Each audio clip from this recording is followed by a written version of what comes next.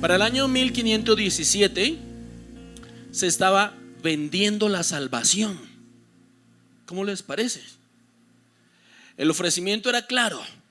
Un monje dominico llamado John Tetzel acuñó la siguiente frase: tomando en sus manos una moneda, no como las nuestras que tienen un valor representativo, sino que eran monedas de oro que tenían su valor real en oro.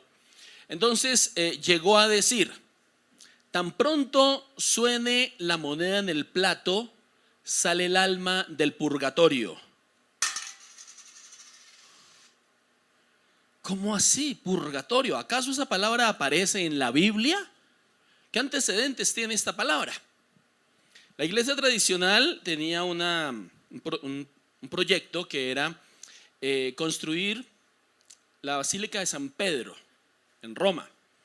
Y entonces necesitaban recaudar fondos. Y la idea que se les ocurrió para recaudar fondos fue inventarse el purgatorio, un lugar del que se decía iban a estar las almas en pena, como en un stand-by, hasta que sus familiares hicieran algo para sacarlos del purgatorio. ¿Qué era lo que podían hacer? Muy bien, pagar indulgencias. Pagar para que esas personas pudieran salir del purgatorio. Y entonces esa oferta es muy llamativa. ¿A cuánto les gustaría que eso fuera cierto?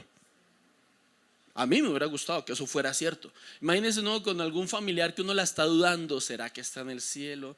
¿Será que está en el infierno? Y que le ofrecieran a uno: no, pues usted paga y tan pronto suena la moneda en el plato, sale el alma del purgatorio. De verdad, con algunas dudas que tengo de algunos familiares, a mí me gustaría que esto fuera cierto. Pero les tengo noticias: en la Biblia no aparece por ninguna parte esa doctrina. Y fue lo mismo que descubrió Martín Lutero, un sacerdote de la iglesia tradicional que revisó toda la Biblia y dice: ¿de dónde sacaron esto? Esto no tiene asidero bíblico, esto no tiene base bíblica. Entonces él se pronunció en contra, no solo de las indulgencias, también de las investiduras. ¿Qué eran las investiduras? Que otra vez, por un monto de dinero, se podía comprar un hábito religioso. Dentro de las familias prestantes, y esto no solo en Europa, esto históricamente y en Colombia hasta hace poco, se pensaba que una familia prestante debía tener entre sus miembros a alguien que perteneciera al clero, que eso le daba estatus. Y pues obviamente no sacerdotes, sino ojalá obispo, arzobispo. Y dentro de las investiduras se da el caso de que hubo una mujer papisa, una mujer que fue papa. ¿Por qué? Porque se compraban hábitos religiosos. Entonces Martín Lutero denuncia las indulgencias, las investiduras, las reliquias. En las iglesias se guardaban que los huesos del mártir tal, que un pedazo de la cruz de Cristo, que la uña del mártir tal, estaba repartido dentro de las iglesias, las reliquias. Y las personas hacían peregrinación por las iglesias donde habían reliquias e iban acumulando coins, iban acumulando puntos, pero allá también tenían que pagar indulgencias. Y entonces, de acuerdo a las iglesias que iban visitando, iban acumulando para algo así como pagar la salvación a cuotas. De hecho, la iglesia de Wittenberg en Alemania era una sobre las que reposaban reliquias, y allí iban las personas a hacer su peregrinación. ¿Qué más denunció Martín Lutero? Indulgencias, investiduras, purgatorio, reliquias, la infalibilidad del Papa. Él dice: el Papa es un hombre como cualquier otro. Y los sacramentos ofrecidos por los sacerdotes también como mecanismo de salvación. Entonces él era profesor de teología y en su aula de clase lo empezaron a marginar. Le empezaron a quitar horas de clase, lo empezaron a silenciar. Él se vio coartado en su libertad de expresión. Entonces se tomó el trabajo de escribir las 95 tesis que finalmente el 31 de octubre de 1517 clavó en las puertas de la iglesia del castillo de Wittenberg en Alemania, pretendiendo reformar a la iglesia tradicional de su entonces. Él nunca pretendió dividirla, nunca pretendió inaugurar un nuevo movimiento religioso de ninguna manera. Él quería reenfocarlos, como dijo Sebastián. Era una cuestión de enfoque. Y él, mire, perdimos el foco, es por aquí. Lo que la Biblia dice es esto. Lamentablemente lo sintieron como un elemento extraño y finalmente el Papa León X lo declara hereje y con él a todos sus seguidores. ¿Qué tiene que ver esto con nosotros? ¿Por qué en octubre del 2017 celebramos los 500 años de la Reforma Protestante? Una de las tesis de Lutero, evidenciada en una de las 5 solas que vamos a ver durante estos 5 domingos, es: solo Jesucristo salva. ¿Será que puede repetir conmigo esas 3 palabras? Solo Jesucristo salva. Casi no los escuché, ya se dieron cuenta qué es lo que estamos repitiendo. A ver si todos lo podemos decir a una sola voz. 1, 2, 3. Solo Jesucristo salva. La palabra de Dios dice, ojo, no lo dice la Reforma, no lo dicen los evangélicos. La palabra de Dios dice, según 1 Timoteo 2, 5 y 6. 1 Timoteo 2, 5 y 6.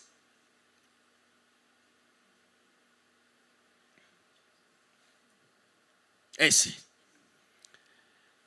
En la pantalla dice: porque hay un solo Dios y un solo mediador entre Dios y los hombres, Jesucristo hombre. Versículo 6. Quien dio su vida como rescate por todos. ¿Por algunos? ¿Por quién? Por todos. Este testimonio Dios lo ha dado a su debido tiempo. Entonces Martín Lutero vuelve a la palabra. Solo escritura es otro de los sermones que vamos a escuchar en estos días. Solo escritura. Vuelve a la palabra. Es redarguido profundamente en su interior en el libro de Romanos. Y bajo la expresión de Habacuc: el justo por su fidelidad vivirá. El justo por la fe vivirá. Y entonces trae a colación el hecho de que ni las indulgencias salvan. ¿Cuántos decimos porque se desbarata el mito del purgatorio y ya no hay nada que hacer por los que ya se fueron? Pero podemos hacer algo para los que no se han ido. Amén. No hay indulgencias. Cuando esa persona fallece, no hay nada que hacer. Pero antes de que fallezca, usted y yo tenemos un mensaje que darle. Y es que solo Jesucristo salva. Cuando esa persona fallece, ya no hay nada que hacer. Entonces Martín Lutero desmontó las indulgencias, desmontó el purgatorio, desmontó las reliquias, desmontó los sacramentos, desmontó a María como intermediaria. Y es que es otra doctrina que parece bonita, ¿sí? Mi abuelita es eminentemente mariana y ella habla de su virgencita y ella adora a su virgencita y todo. Y todos los que estamos aquí presentes creemos en María, ¿cierto que sí? Porque es algo de lo que nos acusan a los evangélicos. Es que ustedes allá no creen en María, ustedes desprecian a mi virgencita. De ninguna manera. Nosotros creemos en María. Si no creyéramos en María, no creyéramos en el mecanismo mediante el cual Dios trajo a su Hijo Jesucristo a la tierra para encarnarse y para darnos salvación. Creemos en María, la respetamos, la admiramos y hasta la obedecemos. ¿Cómo así, pastor, que la obedecemos? Sí, Juan capítulo 2, el primer milagro de Jesús, las bodas de Caná. Y entonces a la pareja que se había casado y que en una celebración de matrimonio muy distinta a la nuestra, porque la de nosotros dura horas, la de ellos dura una semana celebrando el matrimonio, una semana dándole comida a los familiares, una semana dándole bebida a los familiares. ¿Vos te imaginas? Y entonces ya habían pasado varios días y se les acaba el vino. Y que se les sacara el vino era una afrenta social y hasta era de agüero. Imagínense, si así les pasó en la celebración, así les va a ir en el matrimonio. Entonces ellos no podían soportar esa afrenta social y la iniciativa fue ir a buscar a María, a pedirle ayuda. y le pidieron ayuda a María. ¿Y María a dónde fue? ¿Tenía el poder María para ayudarles?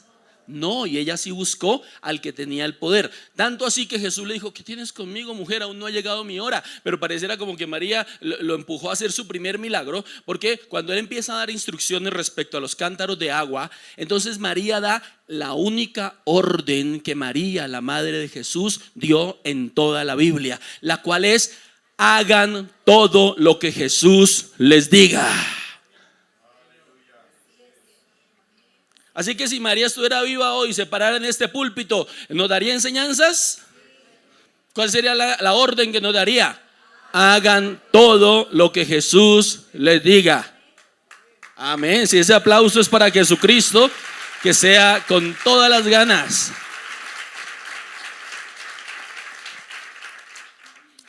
María no fue adorada, fue adoradora. Cuando el ángel le da las buenas noticias, ella adoró. Y en el Evangelio de Lucas aparece lo que se conoce como el Magnificat, en el cual ella aparece como una adoradora. Porque si estuviera aquí en medio de nosotros, a ver, una pareja, Jorge y Claudia, vengan un momento, por favor, me colaboran. Por favor. Listo. Entonces, Claudia, vas a ubicarte aquí, en el segundo escalón. Y entonces va a representar a María, la madre de Jesús. Y Jorge va a representar a los marianos, a los que adoran a María. Entonces, póstrate delante de Claudia. No, pero eso no es postrarse. La etimología de la palabra adoración es poner la frente contra la tierra. A todos aquellos que adoran a María como intermediaria, como mediadora entre Dios y los hombres, si María estuviera aquí con nosotros, ella sería la primera en venir a poner de pie a ese adorador de María, ponlo de pie, y a decirle: no me adores a mí, juntos adoremos a Jesucristo, que es el adorado, que es el Rey de Reyes y el Señor de Señores. Amén. Muchas gracias. Al punto que dijo: hagan todo lo que Jesús les diga. Entonces Martín Lutero también se fue lanza en ristre contra la adoración a María. ¡Wow! Eso era pegar duro. Ahora yo quiero que hagamos una aplicación práctica. Alberto Motesi escribe un libro titulado América 500 años, en el cual habla de la influencia de la iglesia tradicional sobre el modus vivendum de los latinoamericanos. Y señala que la adoración mariana es uno de los principales factores que crea familias disfuncionales. ¿Cómo así? ¿Qué tiene que ver una cosa con la otra? Él dice que la figura de María, la madre de Jesús, como intercesora al Padre, se refleja en el seno del hogar de crear a la mamá como la mediadora entre los hijos y el papá, que anula de cierta forma la autoridad del papá directa sobre los hijos, pero que sobre todo corta la comunión, la comunicación directa de los hijos con el papá. ¿Cómo se refleja esto? Entonces viene Cristal: papi, que si me dejas ir a comer pizza con mis amigos. Y entonces, ¿cuál es la actitud promedio del papá colombiano? Vaya, dígale a su mamá. Cuando yo digo vaya, dígale a su mamá, estoy siendo mariano.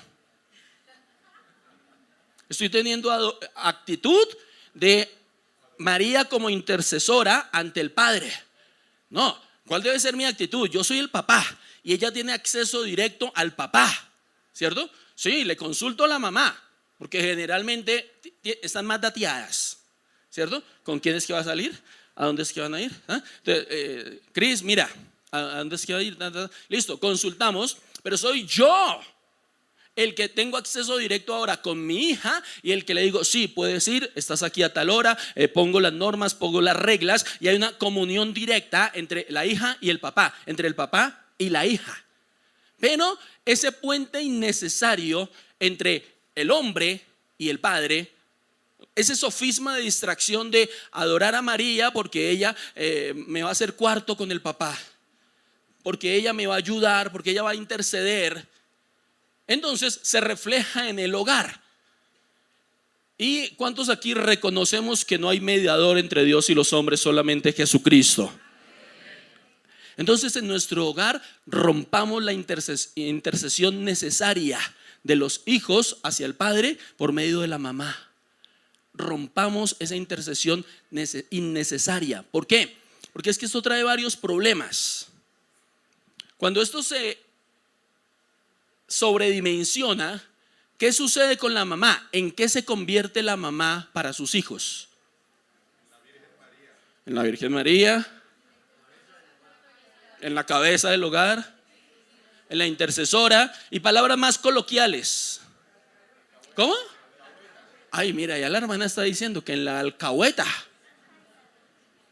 Y entonces la mamá la que les tapa cosas, es la mamá la que, no le diga a su papá que yo miro cómo le digo. No le diga a su papá que rayó el carro, yo miro a ver qué me invento. No le diga a su papá que gastamos tal plata en eso. Yo veo cómo le digo. Yo arreglo eso. Tranquilo, papito, yo arreglo eso. Usted nada que ver con su papá. Entonces, si las cosas salen bien, entonces la mamá queda como la cool, la reina, la chévere, y el papá queda todo lo contrario, como el antichévere, como el aburrido, como el ogro. Pero eso es cuando las cosas salen bien. Cuando las cosas salen mal, ¿a quién acusa el papá? Y entonces, cuando tenemos esa actitud dentro del hogar, somos marianos. Rompamos ese culto a María haciendo hogares funcionales. Amén. Entonces Martín Lutero dice: no, Señor, solo Cristo salva.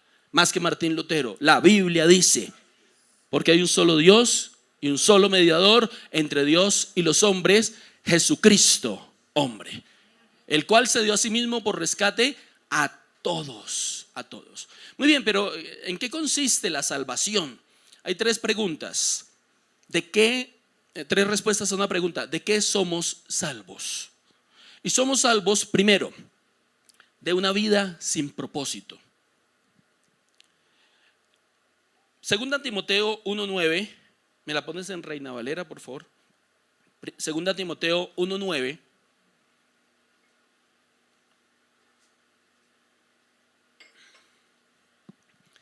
Dice: quien nos salvó y llamó con llamamiento santo, no conforme a nuestras obras, sino según el propósito suyo y la gracia que nos fue dada en Cristo Jesús antes de los tiempos de los siglos. Hay un bestseller de la literatura que lo escribió Rick Warren. ¿Cuántos hemos leído Una vida con propósito? Bueno, hubiera pensado que eran más, entonces los demás escriban tarea. Qué culpa que estén con un profesor. Tarea, 2 puntos. Comprar y leer, entre paréntesis, no bajar pirata. Una vida con propósito. A los libros pirateados se les acaba la unción.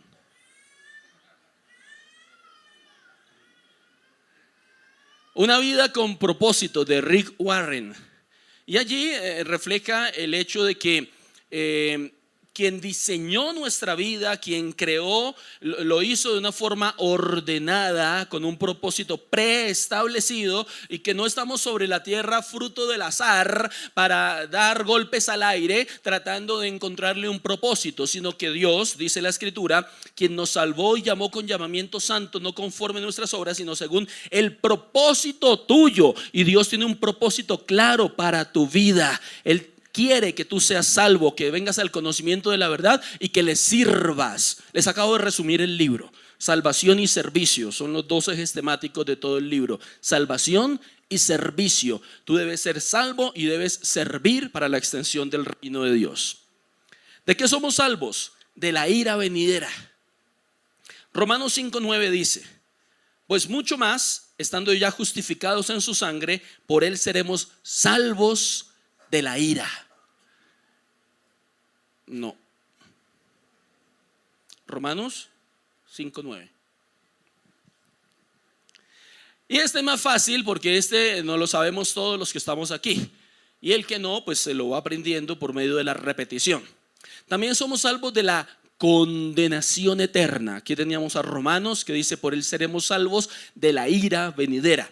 Y en el que hablamos de somos salvos de la condenación eterna, hablamos del versículo más conocido por todo el pueblo evangélico, el cual lo vamos a decir en coro a la voz de tres. Juan 3:16. El versículo nos señala la parte divina y la parte humana. La parte divina parte del amor de Dios, tiene como punto de inicio el amor de Dios, el cual quien ama indefectiblemente da. Entonces, porque de tal manera amó que dio a su Hijo. El Hijo viene, nos enseña cómo ser mejores seres humanos. Porque los 33 años de vida de Jesús en la tierra nos enseñó cómo ser buena gente, cómo ser buenos hijos, cómo ser buenos vecinos, cómo ser buenos ciudadanos, cómo pagar impuestos, cómo presentar la declaración de renta y pagar los impuestos que corresponden. Muy al lugar por estos días, ¿cierto? Cómo ser mejores esposos, cómo ser todas las relaciones interpersonales. Jesús no fue esposo, pero dejó principios para ser buenos esposos. Y finalmente muere de forma vicaria, tomando nuestro lugar en la cruz del Calvario. Pero viene la parte humana, cuando dice: para que todo aquel que en él cree no se pierda, mas tenga vida eterna. Esta salvación incluye todas las razas, incluye todas las lenguas, incluye todos los países, y no como lo hacían querer ver los judíos del primer siglo, que decían que la salvación solo era por medio de los judíos y por medio de judaizar a los gentiles. Eso lo expliqué el viernes en la noche, en Noches con Jesús. Pero vamos a ver cómo la reforma y sus efectos, su impacto en la historia, también dignificó a las razas y a las civilizaciones. Este video que vamos a ver, lo pueden ver, son 8 impactos de la reforma en la historia. Pueden accesar a 500reforma.org, 500reforma.org, y ven 8 videos que vamos a estar presentando, 5 de ellos durante estos domingos. Este es uno de ellos: la dignificación de las razas y las culturas.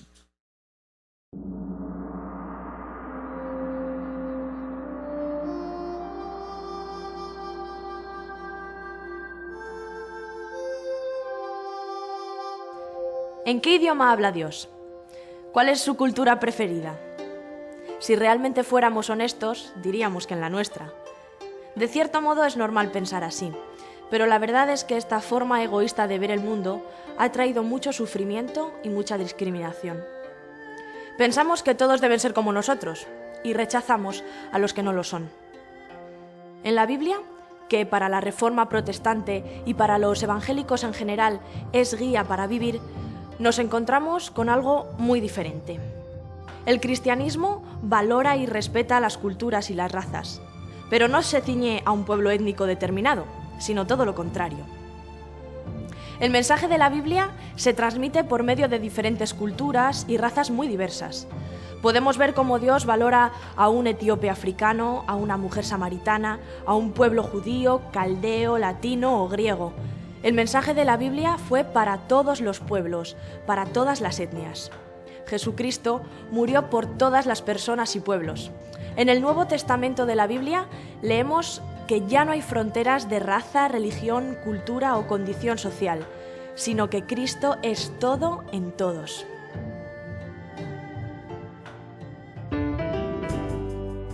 Dos hombres, un padre y un hijo, destacan en la historia del protestantismo por la forma en la que buscaron dignificar, por medio del mensaje bíblico, a todos los pueblos y razas. El padre se llamaba Michael King y el hijo tenía el mismo nombre. Pero Michael padre, en un viaje que hizo a Alemania, fue inspirado por la figura del reformador Martín Lutero, por lo que cambió su nombre y el de su hijo. Las vidas de Martin Luther King padre y su hijo, Martin Luther King Jr., ambos pastores protestantes, marcaron la historia de América y de todo el mundo. la lucha de Martin Luther King, hijo, fue impregnada por los principios bíblicos, como se puede ver en las siguientes palabras. Devolver el odio por el odio multiplica el odio, añadiendo una oscuridad todavía más profunda que una noche sin estrellas. La oscuridad no puede esconder la oscuridad, solo la luz puede hacer esto. El odio no puede esconder el odio, solo el amor puede hacer esto. En plena actividad de protesta, marcado por su no violencia, fue asesinado el 4 de abril de 1968. En su tumba puede leerse la inscripción Free at last, al fin libre. Una confesión común de los creyentes evangélicos que tienen la seguridad de que hay victoria sobre la muerte, porque ni ésta puede apartarnos de Dios, sin importar nuestra raza ni cultura. Hoy, en las iglesias protestantes de España y de muchos lugares del mundo, podemos encontrar a personas de todas las razas y naciones. Orientales, africanos, negros y blancos, gitanos y payos, viven como hermanos e invitan a otros a conocer a Cristo. Porque como dice la Biblia, mi casa será llamada casa de oración para todas las naciones. Dios habla tu idioma, pero también el idioma del vecino inmigrante, esa compañera de otra cultura, y el idioma de todos aquellos que no son como nosotros, pero que igual son amados por Dios.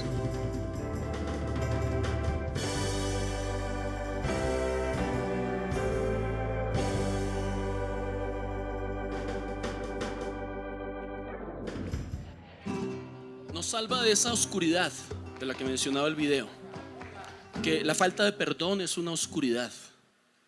Y la sentencia del Padre Nuestro de debemos perdonar, de lo contrario no seremos perdonados, no habla solamente de una medida coercitiva de Dios hacia el hombre, sino de una actitud del corazón. Quien no perdona está en oscuridad, vive en oscuridad. Y el mayor beneficiado del perdón es quien perdona. Entonces, cuando la Escritura dice que por medio de Cristo nosotros somos perdonados, es recibir un perdón de Dios para nosotros practicarlo de la misma manera con nuestros semejantes. Y de eso también somos salvos por medio de la obra de Cristo en la cruz. 4 elementos rápidamente, 2 formas por medio de las cuales no somos salvos y 2 formas por medio de las cuales sí somos salvos. La primera, no somos salvos por buenas obras. Dice Efesios 2, 8 y 9. Dice la palabra de Dios, no dice una religión, no dice una corriente teológica, dice la palabra de Dios. Porque por gracia sois salvos por medio de la fe, y esto no de vosotros, pues es don de Dios, no por obras para que nadie se gloríe.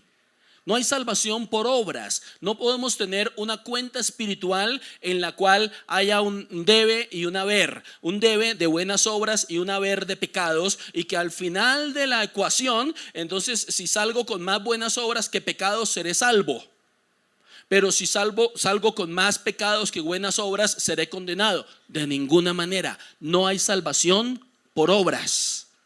Ahora, esto se puede llevar al otro extremo, porque ha sido viral ciertos sermones en los cuales se dice, pues como no somos salvos por obras, entonces un homosexual puede ser salvo porque eso es una obra. ¿Sí han escuchado esa tesis últimamente? ¿No? Es más, se llegó al punto de decir, como no somos salvos por obras, un suicida puede ser salvo porque el suicidio es una obra. Pero si esa persona había entregado su corazón a Jesús, pues no importa que se suicidó, será salvo. ¿Qué opinan? ¿No? ¿Por qué?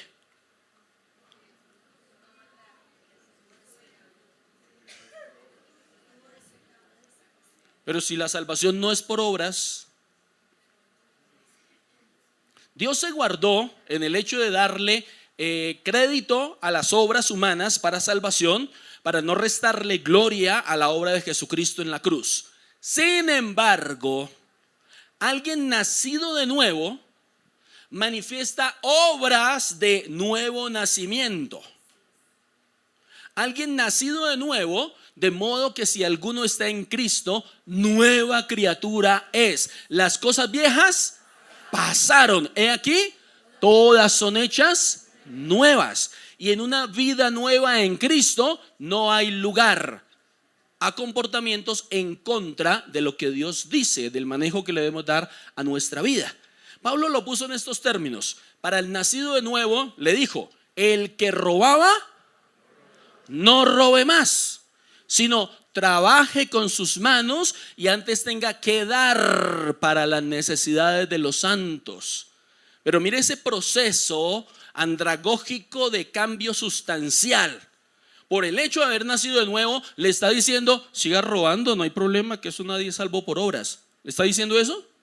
No, le está diciendo que si verdaderamente Cristo le salvó, también hay algo que debe operar aquí en su mente para que el que robaba no robe más. ¿Es suficiente con que no robe más? No.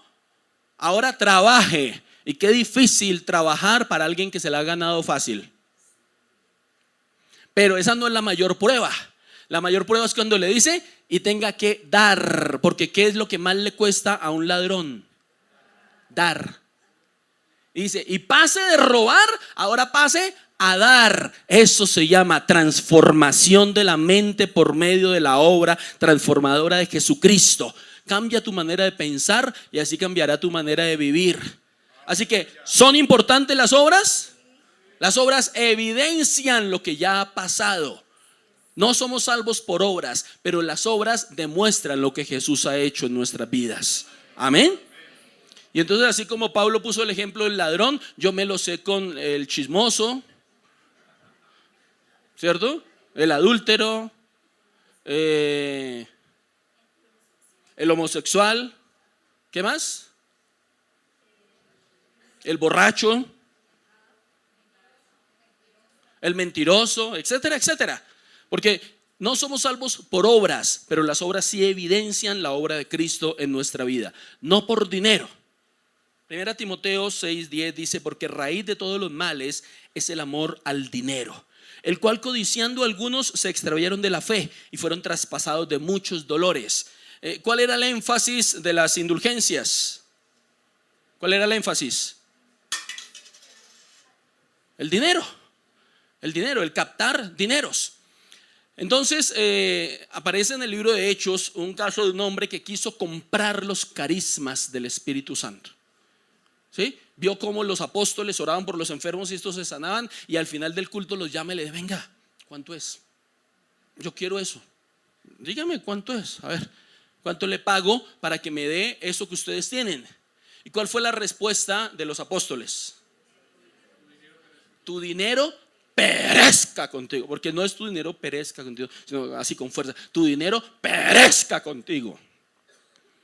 Sucede que hoy las indulgencias modernas, el tratar de comprar los carismas, tienen otras presentaciones, las cuales también quiero denunciar.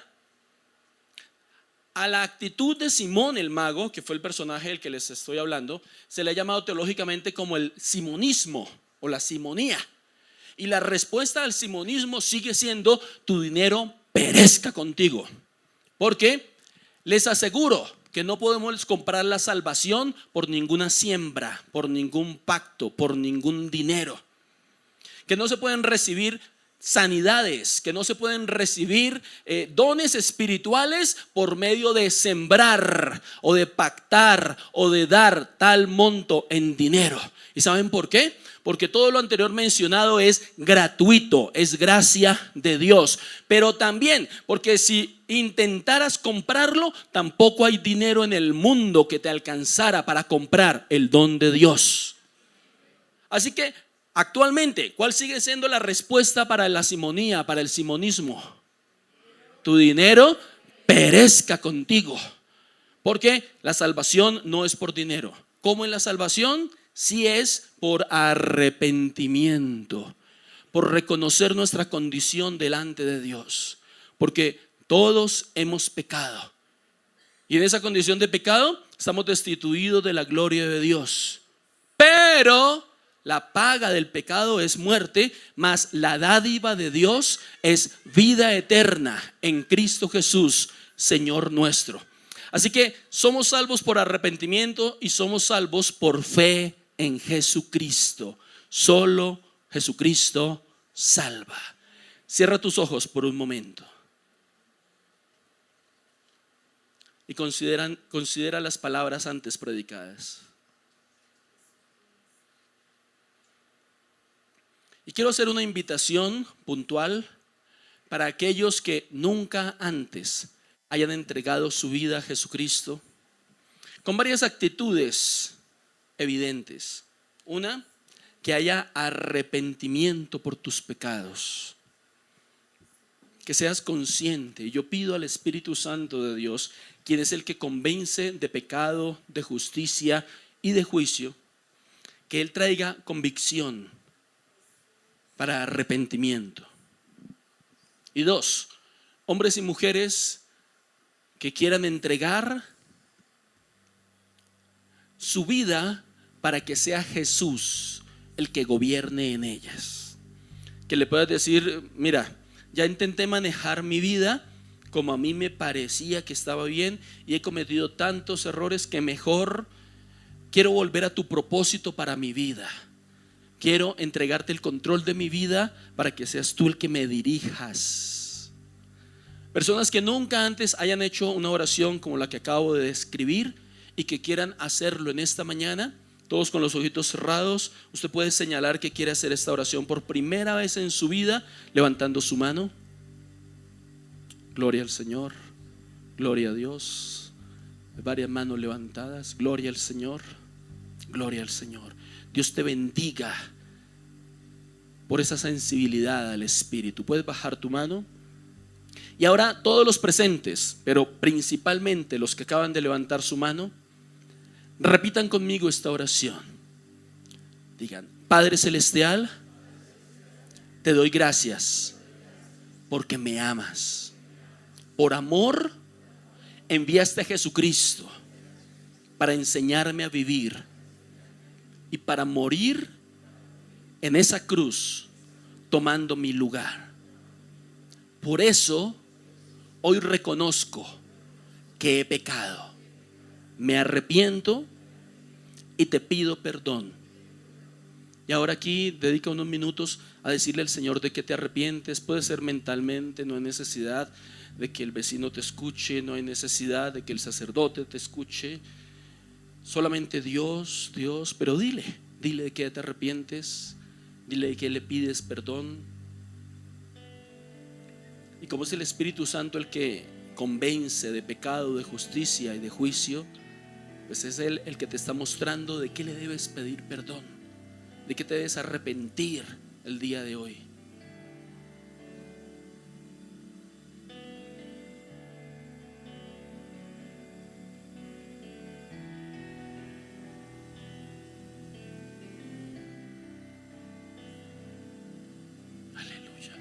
Retomamos la oración, repite conmigo diciendo: Jesucristo, te reconozco como el único Salvador que existe.